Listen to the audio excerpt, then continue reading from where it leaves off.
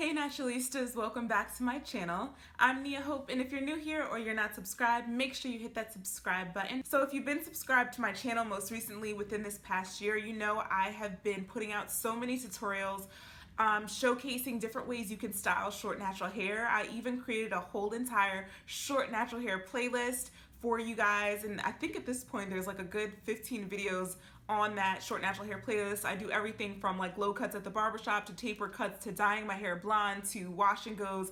Like, there's so much great content in that short natural hair playlist. So if you haven't watched that, make sure you click the link in my description box so you can see different ways to style and care for your short natural hair. Also, if you've been paying attention, I know earlier this month I announced that I was going to do a giveaway this month. I'm actually kind of backed up on that. If you just have a little bit of patience with me, I promise it's coming soon. Let's get into what you came here for. In this video, I'll just be discussing all the things that I think any natural should know before dyeing their natural hair blonde.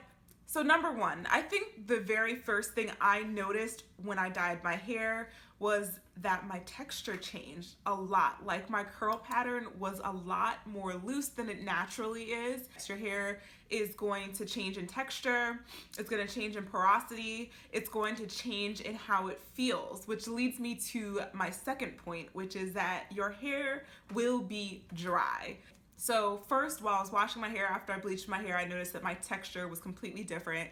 And then after washing my hair, I noticed that my hair was super dry. And guys, like, my hair was like a certain level of dry that I've never felt before in my life. And I was like, oh my gosh, like, what's going on here? Like, my hair feels like, hey, right now, this isn't cute.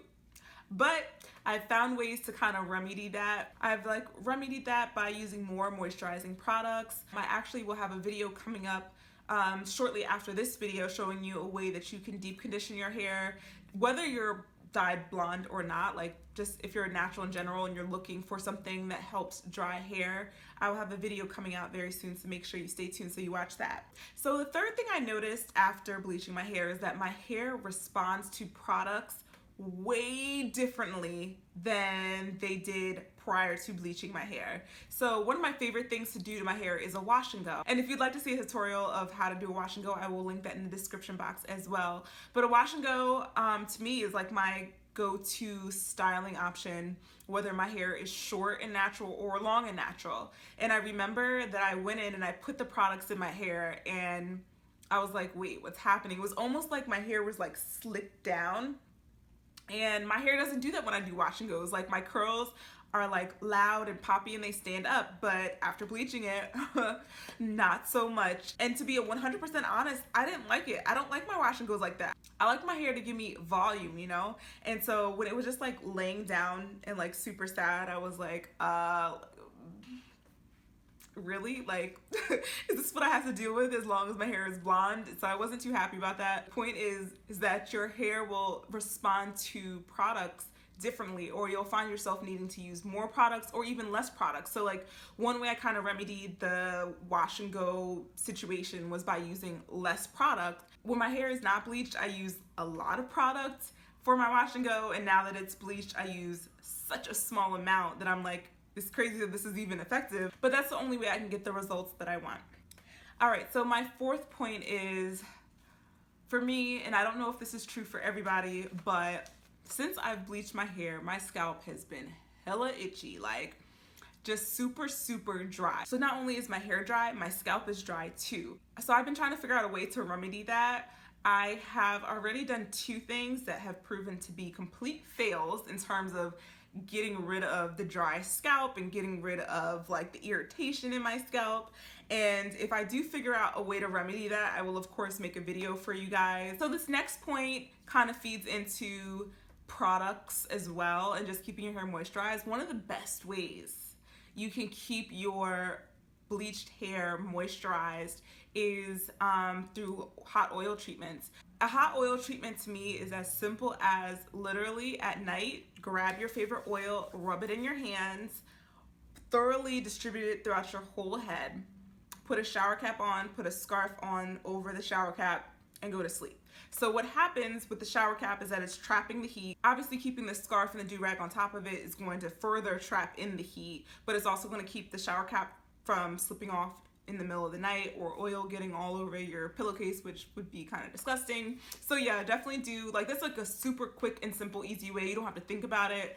In the morning, do not wash your hair with shampoo. Just co-wash, use your conditioner, and your hair will feel super, super moisturized. And of course, like after that, moisturize and seal with an oil. And after you do that, what you're gonna find is that your hair is super moisturized and it's not dull and dry. It's going to be shiny and lively and look super healthy. Another thing that you'll want to keep in mind is co-washing is going to be your friend. You do not want to use shampoos that are going to strip all the moisture and oil out of your hair. This might start sounding really redundant, but you want to get away from your hair being dry as much as possible. So you want to use every measure that you possibly can to keep your hair super moisturized. And one of the ways you can do that is just by co-washing your hair, which is using a conditioner to wash your hair. We all know that shampoos are there to clean your hair, but as they're cleaning your hair, they're also taking away oils that your hair needs to just be shiny and healthy and not dull. And so the less you do of that, the better it will be for the basic feel and look of your hair. So your hair won't look dry and frizzy, and it also won't feel super dry and hey, like that's how I was experiencing, but not anymore. Like right now my hair feels moisturized like how it would if my hair wasn't even bleached. So that's definitely a beautiful, beautiful thing. One of the other things that I actually did not do myself, but I've heard other people do, is prior to bleaching your hair or coloring your hair in any way in the first place, is you can put oils in your hair, leave them on overnight, and then the next day, whenever you are going to color your hair, you put it on over the oil. So this basically creates like a barrier, like a protective layer around your hair and even your scalp from all the chemicals that you'll be putting in it when you color your hair. Another thing you should definitely know before bleaching your hair or coloring your hair is the cost of getting all the materials you'll need to do it. So I think all in all, I bought a mixing bowl, an application brush, a whole entire pack of latex gloves, a pack of shower caps. I brought 2 packs of the L'Oreal Quick Blue bleaching powder. I bought 2 developing creams. And I'm trying to think, what else did I get? Oh, I got the Wella toner. I got 2 things of Wella toner. And I want to say that's it. The total cost was just under $45 if I'm remembering correctly. Obviously there's some things that I got 2 of, or I got whole entire packs of, where if you just get one of those things, it'll obviously reduce the price a bit. But I would say like the ballpark average cost of getting all the materials you'll need to bleach your hair is probably going to be around $30, $35. The other thing you should know is that once you're blonde, you're in the perfect position to play around with other colors. Obviously, if your hair is naturally a darker color, you're gonna have a harder time playing around with even temporary colors, or like those, have you guys seen like those chalk colors where you can literally like put hair chalk on your hair and get like whatever color you want, and it's super, super temporary? Like even those things are like harder to see. They're not going to be as vibrant.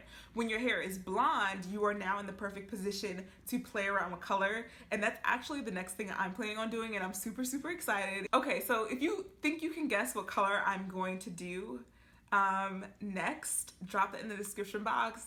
And if you think a certain color would look really, really good on me, drop that in the description box as well, because I totally want to see what you guys like would think would look really good on me. But yeah, the last thing I would say is that if you are trying to grow out healthy natural hair, if you're trying to preserve the integrity of your hair, don't color your hair. It's pretty simple and it's pretty basic, but because I'm kind of like in the season of cutting off my hair every other week, if I have like a blonde moment, it's okay, because I'm just gonna chop it off, you know? I'm gonna chop it off anyway, and it's not like it's going to stay with me for another year or anything. Like it's barely gonna stay with me for the next 3 months, you know? So it's just like, okay, I'm gonna have this moment while I'm in a season of, if my hair isn't at its optimal health, that's okay with me and I won't regret it. So definitely keep that in mind, because anybody who tells you that coloring their hair, whether they did it overnight or gradually, that their hair is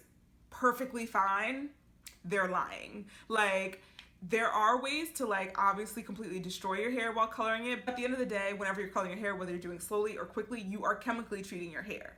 So like just think about, you know, eating vegetables versus pumping yourself with junk food. Like, which way is really better? You know, at the end of the day, you can't deny that eating a healthier diet is better, in the same way that you can't deny not putting chemicals in your hair is better for the health of your hair. You know, that's just like common sense. So keep that in mind. All right, so yeah, I think that's gonna close out the video for today.